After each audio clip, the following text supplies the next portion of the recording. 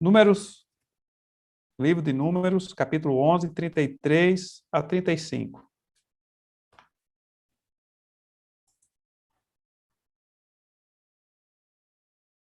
É o quarto livro do Velho Testamento. Lá no início do Velho Testamento. Eu vou fazer a leitura desse texto, então. Números, capítulo 11, versículo 33 ao versículo 35. Estava ainda a carne entre os seus dentes, antes que foste mastigada, quando se acendeu a ira do Senhor contra o povo, e o feriu com praga muito grande. Pelo que o nome daquele lugar se chamou Quibrote Ataava, porquanto ali enterraram o povo que teve o desejo das comidas dos egípcios. De Quibrote Ataava partiu o povo para Azerote e ali ficou. Amém. Vamos ter mais uma oração? Vamos orar mais uma vez. Nosso Deus, nós estamos diante do Senhor e diante, Senhor Deus, da Tua palavra. Pedimos que o Senhor abra o nosso coração e o nosso entendimento. Que o Senhor nos dê, ó Deus, compreensão daquilo que o Senhor deseja falar aos nossos corações nessa manhã. Que o Senhor nos exorte, que o Senhor nos ensine o caminho que devemos andar. Que o Senhor, ó Deus, possa estar quebrando barreiras em nossos corações, fazendo de nós pessoas mais santas na Tua presença. Que o Senhor desperte o nosso coração para Te servir, para Te exaltar, para Te engrandecer, para nos apegarmos cada vez mais ao Senhor. Por isso, ó Deus, visita a cada um de nós. Que o Teu Espírito Santo possa estar aplicando a Tua palavra aos nossos corações e nos conduzindo a uma vida de santidade na Tua presença. Pois nós Te pedimos isso no nome do Senhor Jesus. Amém. O tema que eu escolhi nessa manhã para nós tratarmos, como os irmãos já observaram aqui no texto, tem a ver com pragas. No Velho Testamento, nós vamos ver inúmeras pragas sendo manifestadas no meio do povo. E todas elas vêm justamente com esse conteúdo de desagrado de Deus com relação ao comportamento das sociedades. Nos nossos dias, nós estamos vivendo dias difíceis. Nós estamos com o coronavírus se espalhando rapidamente no país. Nós temos 2 semanas que tem diminuído, mas ainda assim está num número muito alto, tanto de mortes como de infectados. E nesse meio, a gente fica assim, às vezes, até desorientado, sem saber nem como orar nessa situação. O que a gente encontra nas Escrituras são constantemente as pessoas sendo visitadas, ou as sociedades sendo visitadas por pragas. E é importante nós observarmos que existiram algumas, no caso não foi uma praga, mas foi uma manifestação de juízo de Deus, que veio sobre toda a humanidade. É quando nós vamos observar o dilúvio. E o dilúvio vem sobre toda a humanidade. Se a gente perguntar para qualquer um quem enviou o dilúvio, ninguém vai dizer assim, Deus que permitiu. Ninguém vai dizer isso. Porque nós sabemos que Deus foi quem enviou o dilúvio. Nas pragas que nós observamos, que foram manifestadas no meio do povo de Israel, durante o período que andaram no deserto, e algumas outras que vieram sobre a vida da nação de Israel, em forma de juízo, nenhuma vez o profeta chegou e disse assim, Deus permitiu que essa praga se manifestasse, ou Deus permitiu que essa seca se manifestasse. Não era assim. Os profetas não tinham essa tentação de tentar fazer com que Deus fosse politicamente correto. Quer dizer, ele permitiu, como se ele não tivesse envolvido no processo. E aí nós temos pelo menos 2 vezes que Deus visita, ou pelo menos uma vez, que Deus visita toda a humanidade. Não é somente uma nação que é visitada, mas é toda a humanidade, que é quando o dilúvio se manifesta. O dilúvio vem e há uma destruição de homens de todas as terras, salvando-se apenas Noé com sua família. O que nós encontramos no texto que nós acabamos de ver é justamente uma das vezes que Deus visita, que a ira de Deus se manifesta sobre pessoas em forma de pragas, em forma de morte e em forma de destruição. A palavra, o lugar aqui, foi descrito como Ibrote Ataava, que significa túmulo de cobiça. Os homens cobiçaram as comidas do Egito e junto com as comidas, ou junto com Deus deu a provisão de comida e junto com essa provisão veio, então, uma manifestação da ira de Deus. Essas pragas sempre são identificadas no Velho Testamento, sempre são identificadas como uma manifestação da ira de Deus. É Deus quem as controla, e na hora que Deus manda cessar, elas cessam. Então, Deus está no controle de tudo aquilo que acontece no meio dessas manifestações da sua ira. E aí eu gostaria que nós pensássemos um pouco sobre isso, entendendo as pragas como disciplina de Deus, porque elas não são outra coisa senão isso. Eu gostaria que nós pensássemos nelas, nesses termos, de disciplina de Deus. Porque às vezes nós pensamos nas pragas como falta de habilidade dos nossos políticos para resolver os problemas. Nós pensamos nas pragas como incapacidade do setor de saúde de resolver a situação. Mas, na verdade, elas são manifestações da disciplina de Deus sobre a humanidade. E no que se refere a essa que nós estamos vivendo nos nossos dias, ela veio sobre toda a terra. Toda a terra foi visitada com essa manifestação de ira de Deus. E seria, então, interessante que nós, entendendo como essas pragas funcionam dentro do contexto bíblico, pudéssemos, então, desenvolver uma vida de oração mais intensa diante do Senhor, com os temas corretos diante dele também. Porque, às vezes, nós falamos assim, Senhor, nós queríamos que essa praga saísse do nosso meio, mas nós não procuramos pedir a Deus que resolva os motivos que fizeram com que essas pragas se manifestassem no nosso meio. E aí nós precisamos, então, fazer uma intercessão adequada. E para fazer uma intercessão adequada, nós precisamos entender o que a Bíblia fala a respeito disso. Primeira coisa é que as pragas são sinais de desagrado de Deus em relação à vida da comunidade. E aí nós temos, por exemplo, a vida pecaminosa como o motivo de se atrair o juízo de Deus na terra. Nós temos, por exemplo, Sodoma e Gomorra. Gênesis capítulo 18, versículo 20 ao versículo 21, nos diz o seguinte: disse mais o Senhor, com efeito, o clamor de Sodoma e Gomorra tem se multiplicado, e o seu pecado se tenha agravado muito. Descerei e verei se, de fato, o que tem praticado corresponde a esse clamor que é vindo até mim. E se assim não é, sabê-lo-ei. Então, quando Deus vai falar com Abraão a respeito da destruição de Sodoma e Gomorra, o que Deus está dizendo naquele contexto é justamente que o clamor das pessoas injustiçadas, das pessoas que estavam sofrendo consequências dos pecados da cidade, os clamores chegaram até Deus. E que por conta disso, Deus desce para ver se era daquela forma mesmo e para agir de acordo com seus planos e propósitos.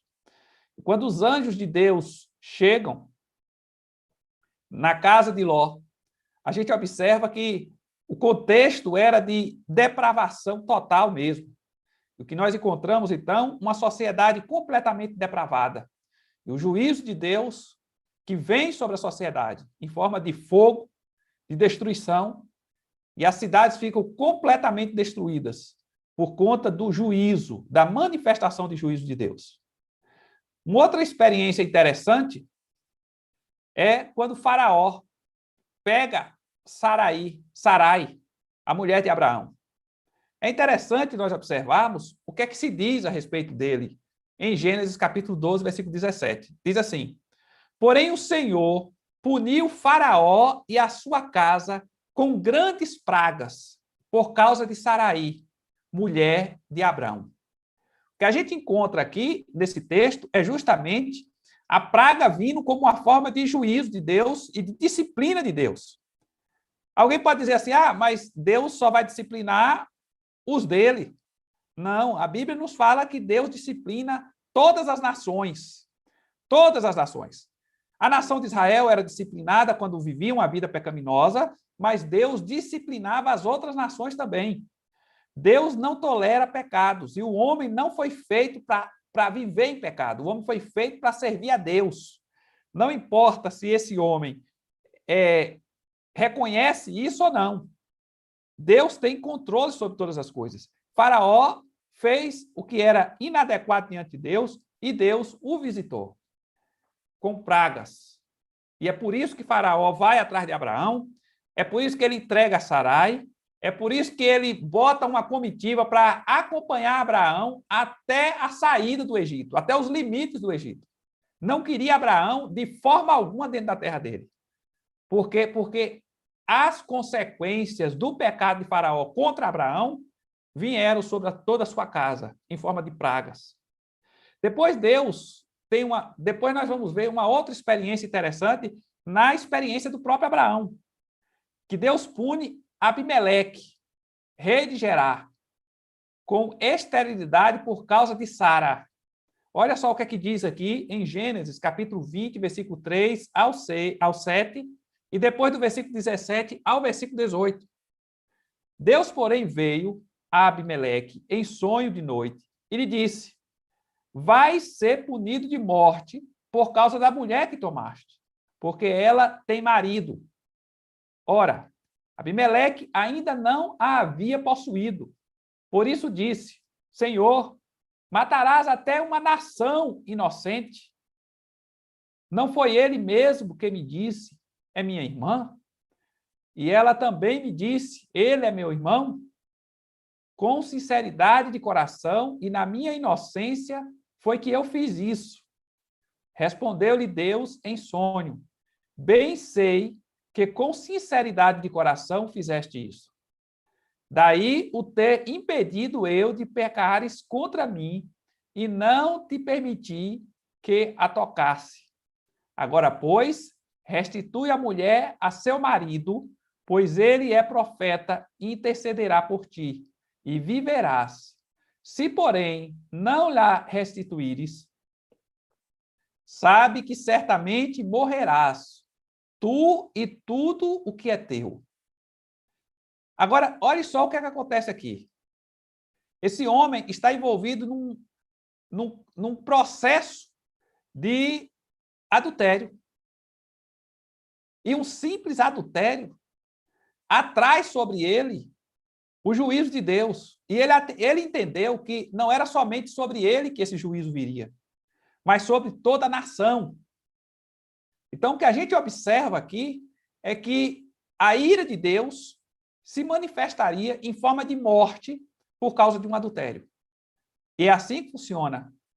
Depois, um pouco mais na frente, nos diz assim, no versículo 17: e orando Abraão, sarou Deus Abimeleque, sua mulher e suas servas, de sorte que elas pudessem ter filhos, porque o Senhor havia tornado estéril todas as mulheres da casa de Abimeleque, por causa de Sara, mulher de Abrão.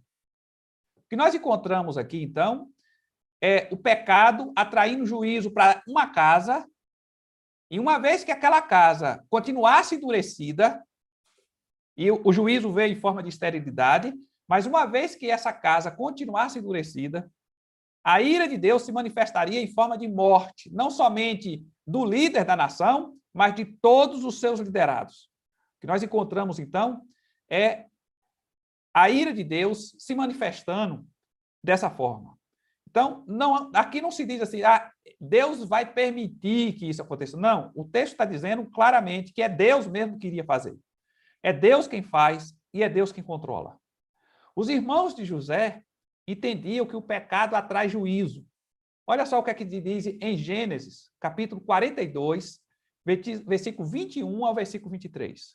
Nos diz assim: então disseram uns aos outros: na verdade, somos culpados no tocante a nosso irmão, pois lhe vimos a angústia da alma quando nos rogava, e não lhe acudimos. Por isso nos vem essa ansiedade. Respondeu-lhes Rubens: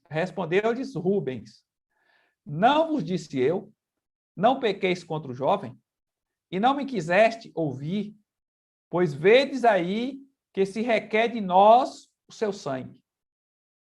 Injustiças praticadas, atitudes inadequadas, omissões, atraem juízo de Deus sobre as nossas vidas. E era essa a concepção que os irmãos de José tinham. Que aquela aflição que eles estavam passando era fruto dos pecados que eles praticaram diante de Deus, da injustiça que fizeram com José. Então, é esse o conceito que o Velho Testamento tem a respeito das pragas.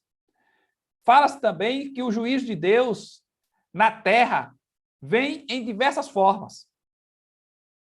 Pragas, no texto que nós acabamos de ler, uma praga se manifesta no meio do povo e muita gente morre, de forma que aquele lugar é marcado por cobiça e por ser túmulo de uma parte da população de Israel. Depois nós vamos encontrar em um outro texto, em Números 14, 36 a 37, mais uma vez nos falando de pragas. Os homens que Moisés mandara a espiar a terra e que, voltando, fizeram murmurar toda a congregação contra ele, infamando a terra, esses mesmos homens que infamaram a terra morreram de praga perante o Senhor. Então, o pecado sendo punido com pragas mortais. Depois, Números 25, versículo 1 e 3, e depois o versículo 6 e 9, vai nos falar novamente a respeito desse tema, dizendo assim: habitando Israel em Sitim, começou o povo a prostituir-se com as filhas dos moabitas. Estas convidaram o povo aos sacrifícios dos seus deuses, e o povo comeu e inclinou-se aos deuses delas, juntando-se Israel a Baal-Peor. A ira do Senhor se acendeu contra Israel. Disse o Senhor a Moisés: toma todos os cabeças do povo e enforca-os ao Senhor ao ar livre. E a ardente ira do Senhor se retirará de Israel. Então Moisés disse aos juízes de Israel: cada um mate os homens da sua tribo que se juntaram a Baal-Peor. Eis que um homem dos filhos de Israel veio e trouxe a seus irmãos uma midianita perante os olhos de Moisés e de toda a congregação dos filhos de Israel. Enquanto eles choravam diante da tenda da congregação, vendo isso, Finéias, filho de Eleazar, o filho de Arão, o sacerdote, levantou-se do meio da congregação e, pegando uma lança, foi após o homem israelita até ao interior da tenda e os atravessou, ao homem israelita e à mulher, a ambos pelo ventre. Então a praga cessou de sobre os filhos de Israel.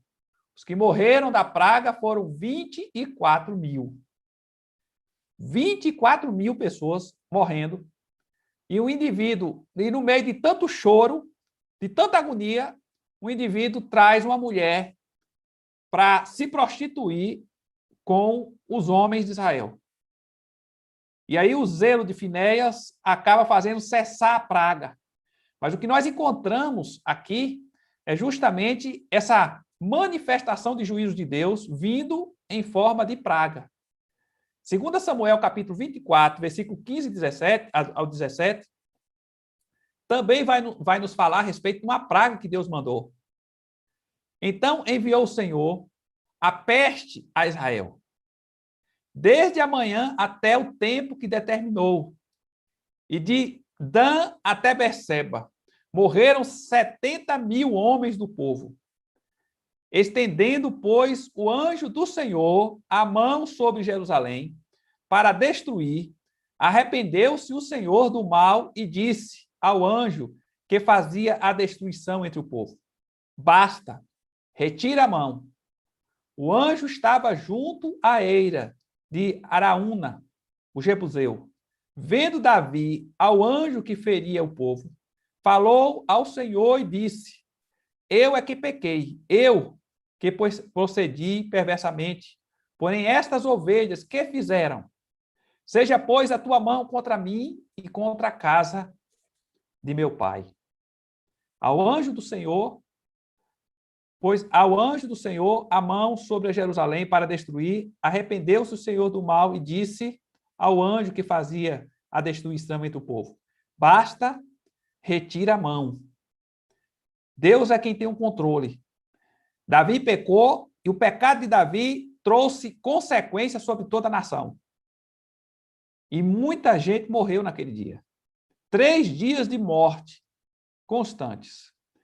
Uma praga se manifestou no meio do povo. E o anjo do Senhor, o enviado do Senhor, é que estava provocando essas pragas para destruir uma parte da população. E o que nós precisamos é pedir a Deus que ele dê a mesma ordem para o anjo que está manifestando juízo sobre as nações. Basta, retira a mão. É só essa ordem que é necessária para que as coisas sejam resolvidas. Mas o que nós encontramos aqui são justamente o juízo de Deus se manifestando em forma de pragas. Depois, nós vemos o juízo também se manifestando em forma de destruição causadas por eventos naturais.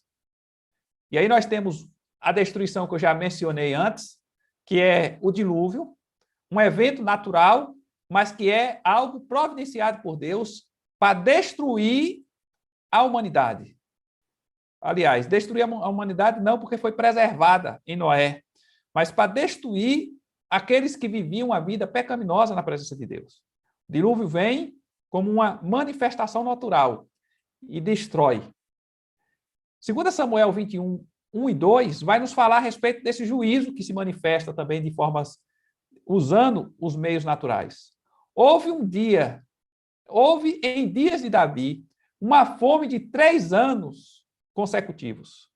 Davi consultou ao Senhor e o Senhor lhe disse: a culpa de sangue sobre Saul e sobre a sua casa, porque ele matou os gibeonitas.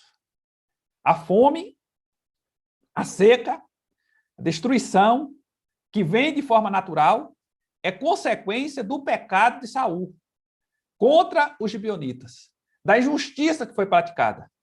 Aí Davi procura os gibeonitas, procura resolver a situação para que Deus volte a abençoar a nação novamente. Em 1 Reis, capítulo 17, verso 1, nós vamos ver novamente seca sendo manifestada sobre o povo por conta do pecado. Então Elias, o tesbita, dos moradores de Gileade, disse a Acabe: tão certo como vive o Senhor, Deus de Israel, perante cuja face estou, nem orvalho nem chuva haverá nestes anos, segundo a minha palavra. Acabe desviou o povo de Israel do Senhor. A sua esposa, Jezabel, implantou o culto a Baal, perseguia os profetas do Senhor, e o que nós encontramos, então, é uma nação apostatando da fé. E essa nação, que apostata da fé, recebe a disciplina de Deus. E a seca vem em forma de disciplina. E não veio sobre Israel somente, mas veio sobre a circunvizinhança. Toda a vizinhança de Israel sofreu as consequências por conta do pecado daquela nação. Então, destruição causadas por eventos naturais é manifestação de juízo de Deus. Destruição causadas por eventos humanos é manifestação do juízo de Deus. E aí nós vamos observar a orientação que Deus dá a respeito dos filhos de Davi. 2 Samuel, capítulo 7, versículo 14, nos diz assim: eu lhe serei por pai, e ele me será por filho. Se vier a transgredir, castigá-lo-ei com varas de homens e com açoites de filhos de homens. O que é que Deus está dizendo para Davi? Que se a família dele fosse fiel ao Senhor e mantivesse o povo fiel ao Senhor, o Senhor abençoaria. Mas quando o povo se desviasse, quando os filhos de Davi se desviassem, Deus os disciplinaria com vara de homens. Por isso que a Babilônia foi levantada. É por isso que a Assíria foi levantada.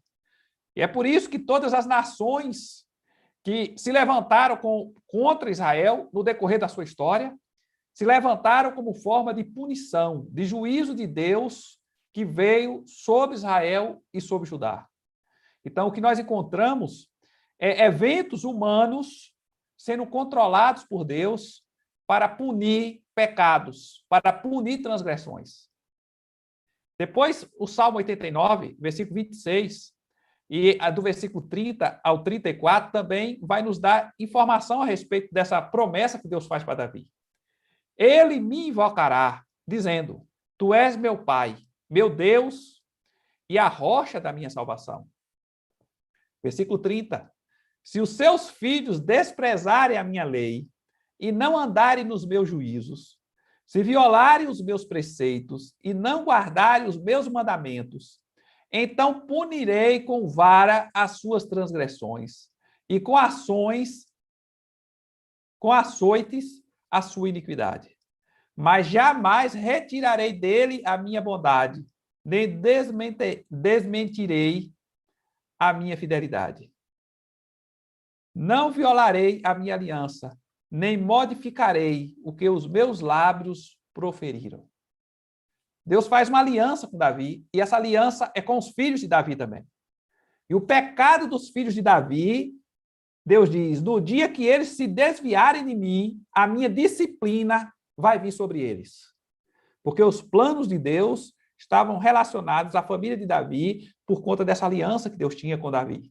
Então, a aliança de Davi traz consequências, tanto benéficas como de disciplina sobre a vida de todos os seus descendentes. E é essa a promessa do Senhor para nós também.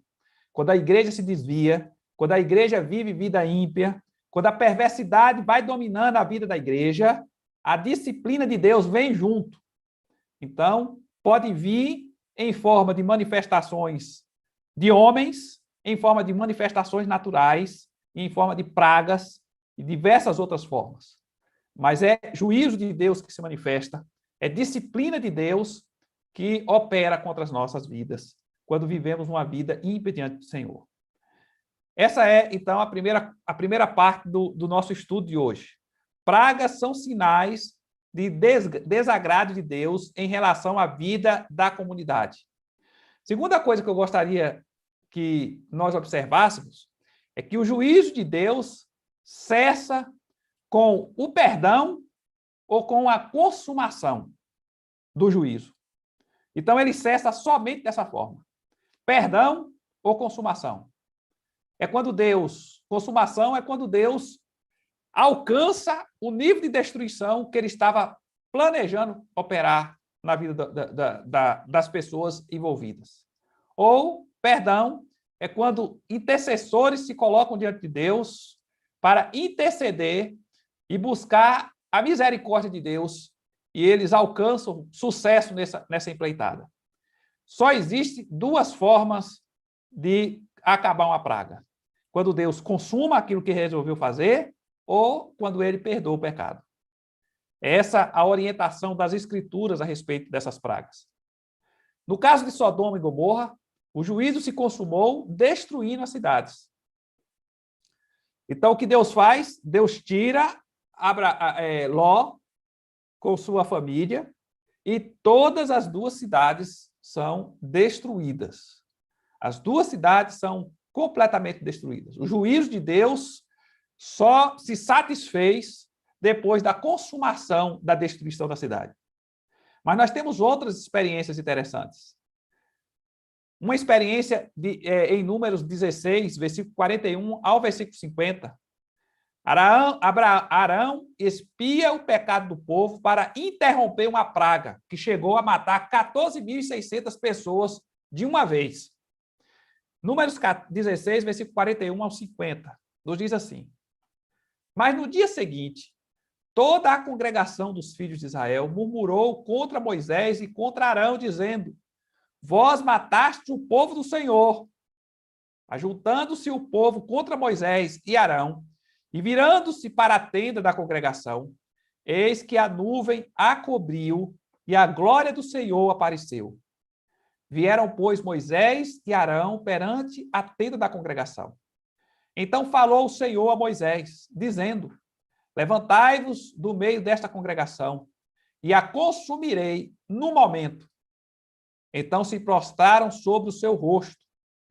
Disse Moisés a Arão: toma o teu incensário, põe nele fogo do altar, deita incenso sobre ele, vai depressa à congregação e faze expiação por eles, porque grande indignação saiu de diante do Senhor.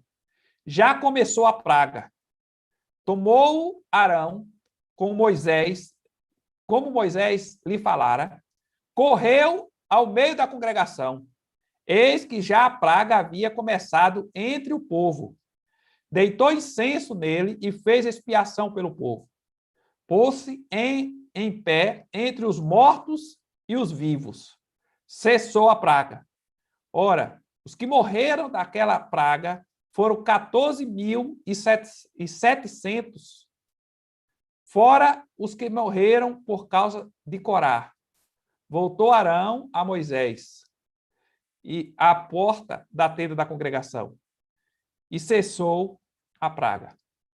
Então, o que nós vamos encontrando aqui é uma praga que é cessada por meio de expiação.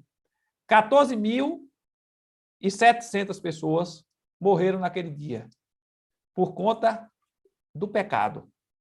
Então, o pecado atrai esses juízos sobre as nossas vidas. Mas a igreja tem como fazer algo para resolver essa situação. Uma igreja santa que busca a graça de Deus e o perdão de Deus. Moisés e Arão entenderam aqui nesse processo que a única coisa que podia resolver era o perdão.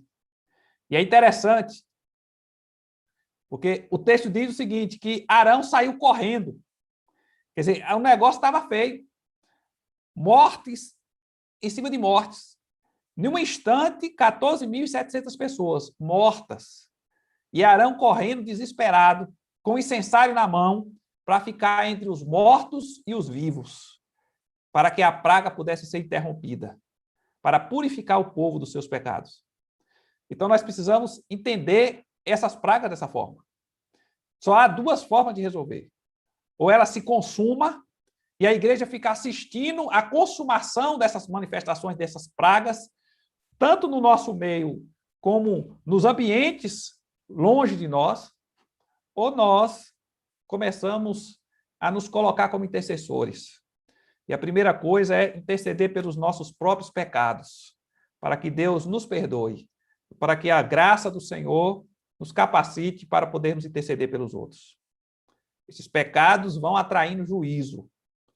E num período de pragas como esse, nós precisamos ter mais capacidade de quebrantamento. Esse endurecimento do nosso coração, essa incapacidade de perceber que é o pecado que está atraindo isso, vai fazer com que a praga continue se espalhando. E nós vamos botar a culpa no presidente da República, que agiu de uma forma irresponsável, nós vamos botar a culpa no nosso prefeito, e em outros políticos mais. Mas existe um motivo para essa praga estar se espalhando desse jeito. E é pecado. É vida ímpia diante de Deus. E Deus resolveu visitar a terra por conta disso. Davi interrompe também a praga que nós já mencionamos antes, por conta do censo que ele fez, ele interrompe fazendo sacrifícios e holocausto diante do Senhor. 2 Samuel, capítulo 24, versículo 24 e 25. Assim Davi comprou a eira e pelos bois pagou 50 siclos de prata.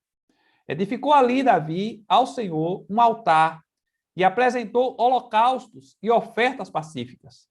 Assim o Senhor se tornou favorável para com a terra e a praga cessou sobre Israel. Como foi que Deus fez? um indivíduo que entendeu que precisava fazer sacrifícios, que precisava fazer orações e intercessões diante de Deus. E é Deus quem faz a praga que ele tinha mandado, o anjo que ele tinha enviado para visitar a iniquidade do povo de Israel. Ele faz aquele anjo parar e faz cessar, então, aquela praga. Terceira lição que eu queria que nós tirássemos do texto, a primeira é que pragas são sinais de desagrado de Deus em relação à vida da comunidade. A segunda é que o juízo de Deus cessa com o perdão ou com a consumação.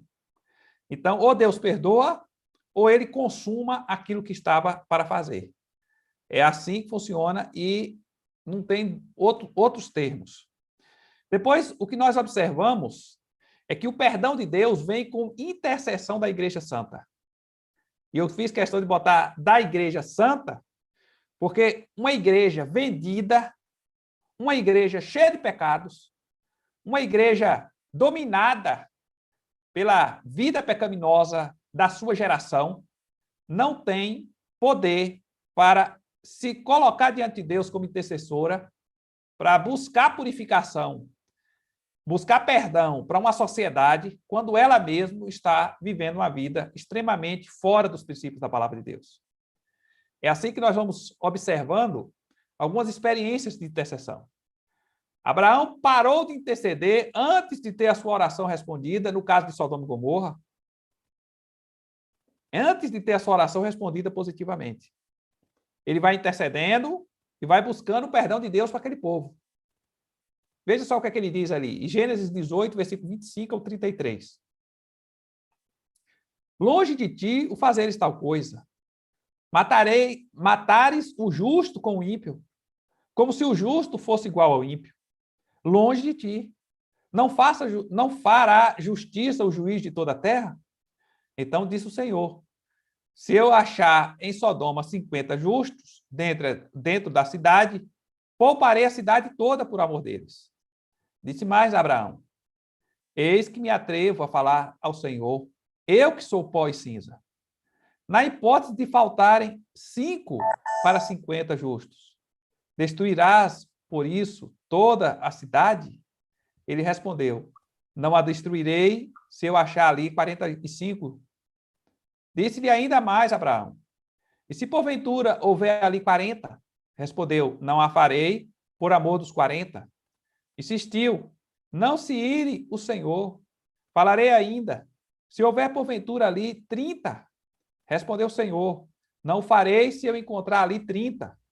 Continuou Abraão, eis que me atrevi a falar ao Senhor. Se porventura houver ali 20, respondeu o Senhor, não a destruirei por amor dos 20. Disse ainda Abraão, não se ire o Senhor se lhe falo somente mais esta vez. Se porventura houver ali 10, respondeu o Senhor, não a destruirei por amor dos 10. Tendo cessado de falar a Abraão, retirou-se o Senhor, e Abraão voltou para o seu lugar. Deveria continuar orando e intercedendo pela vida daquelas pessoas da cidade. Mas ele interrompeu a sua intercessão. Deve ter ficado bem constrangido, ou então imaginou que existiriam pelo menos 10 pessoas ali justas. Pois bem, o juízo de Deus veio sobre a cidade. Mas o que nós encontramos aqui é justamente o modelo que nós precisamos ter de conduta diante das pragas, diante da morte e diante de tudo mais que tem acontecido por conta dessa manifestação de praga na nossa geração. Nós precisamos interceder e precisamos ter uma vida correta diante de Deus, consertar as nossas vidas, porque épocas em que nós vemos as pragas de Deus se manifestando sobre a humanidade, é a época de termos mais temor no coração. É a época de entendermos que o Senhor que visita os outros vai também nos visitar. Que a visitação dele vem contra o pecado. E muitas vezes, alguns justos morrem no meio dele. Então, nós precisamos buscar a graça de Deus sobre as nossas vidas. E buscar a graça de Deus sobre a vida da nossa sociedade. Nós precisamos orar, nós precisamos jejuar, nós precisamos interceder pelas pessoas da nossa geração. E principalmente nesse momento que estamos vivendo.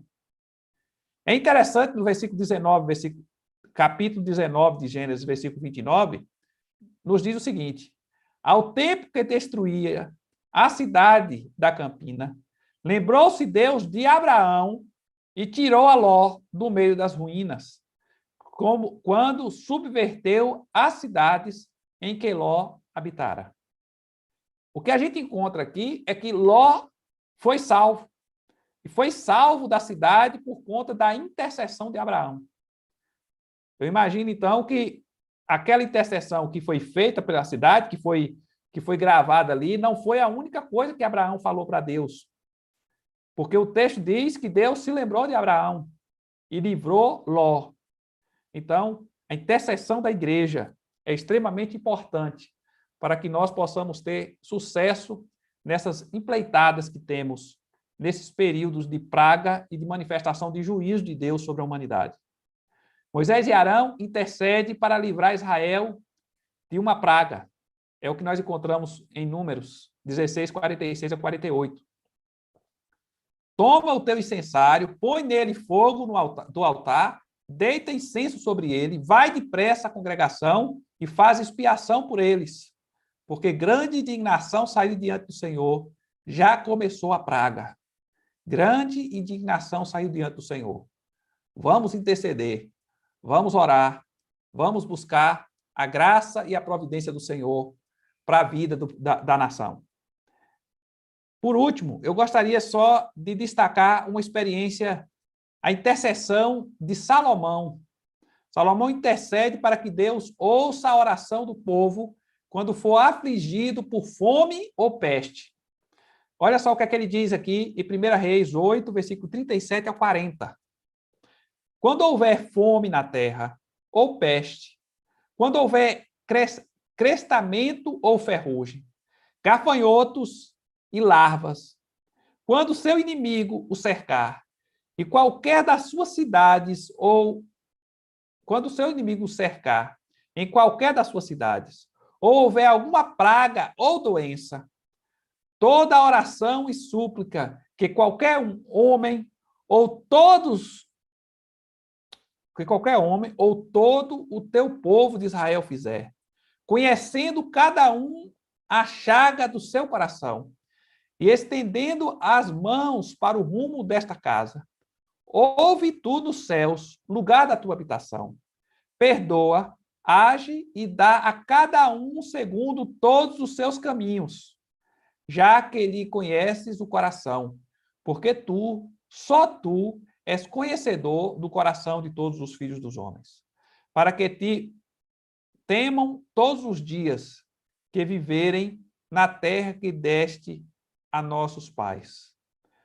Qualquer homem ou todo o teu povo de Israel fizer, conhecendo cada um a chaga do seu coração. Essa é a oração de Salomão. Quando tiver praga, quando o povo for entregue na mão dos seus inimigos, quando as coisas estiverem difíceis, quando um só homem interceder, ou quando todo o povo interceder, ouve a oração. Essa é a oração de Salomão. Ouve a oração que é feita nesse lugar. Essa precisa ser a nossa atitude diante de Deus.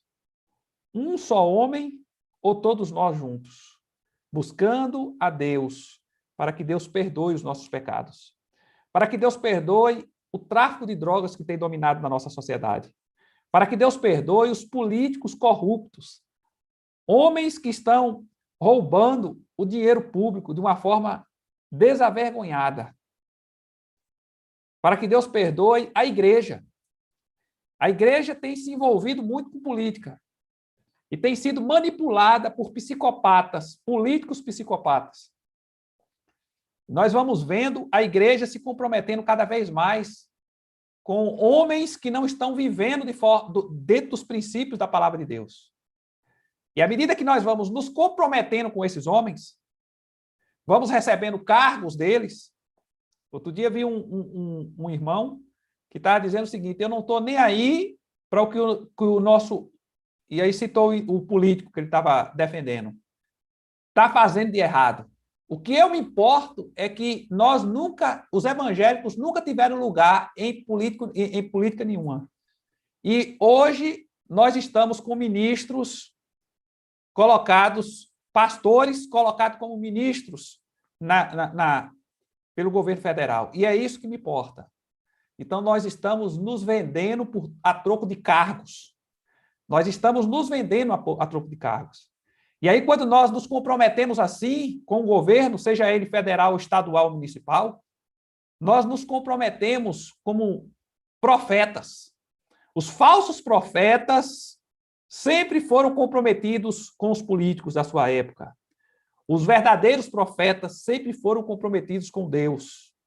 E a igreja evangélica no nosso país está cada vez mais comprometida com a política suja do nosso país. E nós vamos concordando com isso e vamos fechando os olhos para isso. E isso vem relacionado ao governo federal e isso vem nas outras esferas do governo estadual e municipal. E nós vamos nos tornando uma igreja omissa, que fecha os olhos para a impiedade, e isso não pode acontecer, porque nós vamos perdendo poder diante de Deus. Nós vamos perdendo a capacidade de interceder diante de Deus.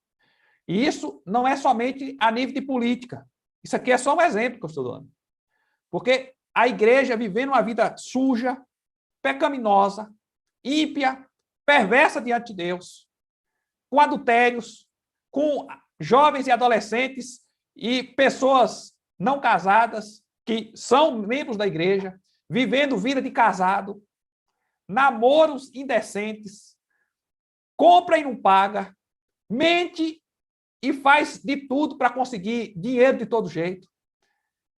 Avareza, idolatria, gente que vive em função de si mesma. O que nós estamos vivendo é uma época de degradação da vida da igreja. E esse juízo que vem não vem somente para a vida dos ímpios da nossa terra. Está atingindo gente da nossa igreja. Já alcançou aqui gente do nosso entorno aqui de Ipanema. Porque nós somos omissos. E o nosso pecado vai atrair consequências para a nossa comunidade. Então, viver vida santa para ter uma vida, para ter autoridade, para estar diante de Deus, intercedendo pelas pessoas da nossa comunidade. A nossa comunidade é abençoada quando a igreja vive uma vida santa diante de Deus. Então, nós precisamos entender que, em períodos de juízo e de manifestações como essa que nós estamos vendo, é período de nós colocarmos o nosso joelho no chão e orarmos a Deus para ter misericórdia das nossas iniquidades. Eu me lembro da viúva que hospedou Elias. Vieste para trazer à tona as minhas iniquidades. É isso que ela fala para Elias quando o filho dela morre. É isso que nós precisamos entender. Nós estamos vendo a calamidade nos tocar à nossa volta. E nós não estamos nos arrependendo dos nossos pecados.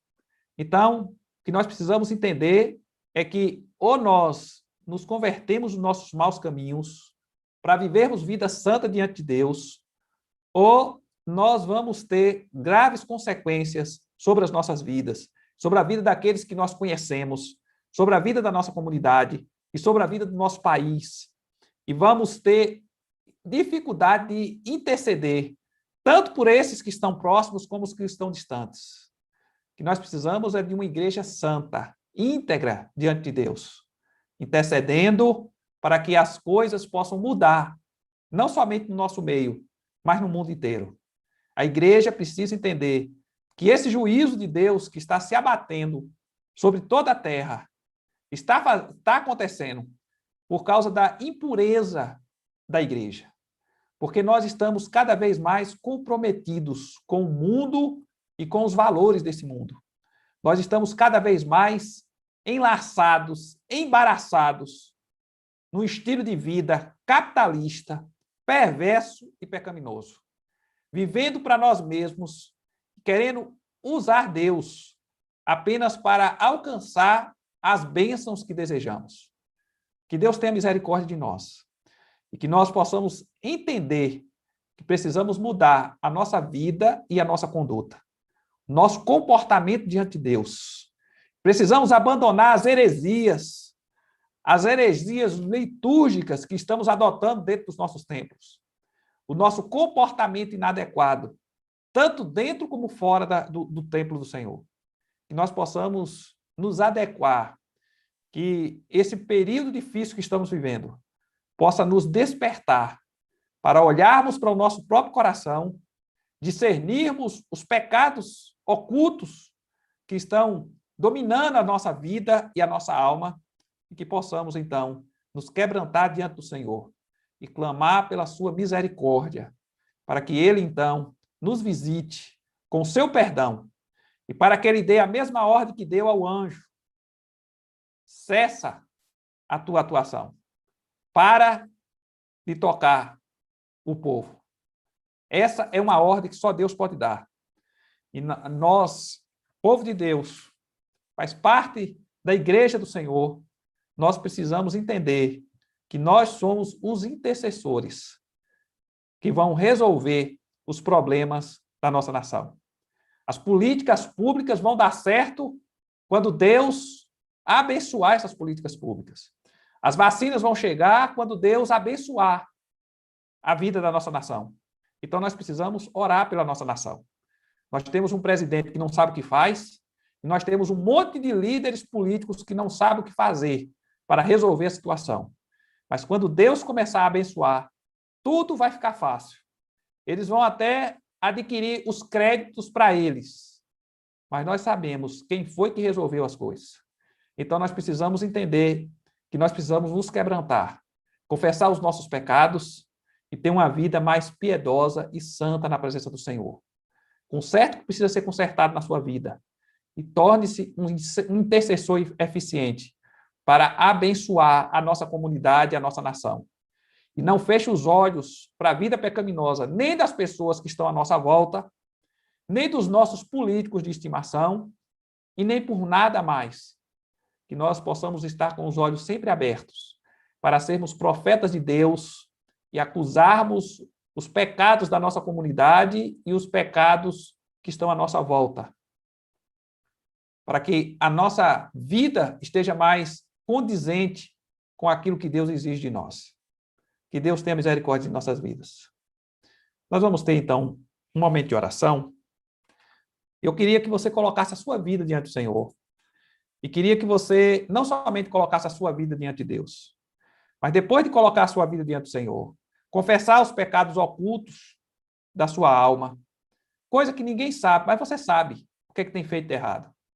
Então, depois que você confessasse, eu queria que você tivesse um momento de intercessão pela nossa nação.